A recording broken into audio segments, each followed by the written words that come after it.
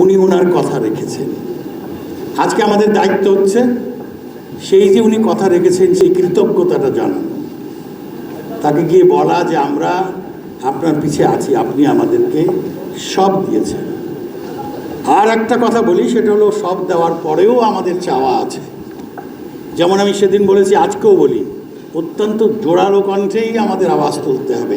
ওই সভা থেকেই যেন এই খবরটা যায় যে আমরা তিস্তা ব্রিজ, তিস্তা মহা পরিকল্পনা অনুযায়ী যেটা 13,000 কোটি টাকার, সেইটা বাস্তবায়ন চাই।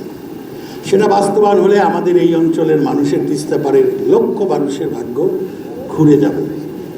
আজকে উত্তরবঙ্গকে উনি নিজে বলেছেন, আমাকে বলেছেন যে উত্তরবঙ্গকে তুমি অ্যাগ্রো প্রসেসিং জোন হিসাবে চেষ্টা করো, ওখানে প্রচুর সুযোগ রয়েছে আমাদের। এই আজকে আপনারা সবাই জানেন, যেটা সত্যি কথা, ভুট্টা থেকে শুরু করে গম পুরোটাই কিন্তু এই অঞ্চলে আসছে। আমাদের ভাগ্য পরিবর্তনের সুযোগ এসে গেছে। আজকে ভুট্টার দাম কত, আমাদের কৃষকরা কি অবস্থা, সব আপনারা জানেন। আমরা এবার শুধু উপস্থিত হয়ে তাকে এই কথাটা বলতে চাই, আমরা আছি আপনার পিছনে, উত্তরবঙ্গের মানুষ আপনার পিছনে আছে।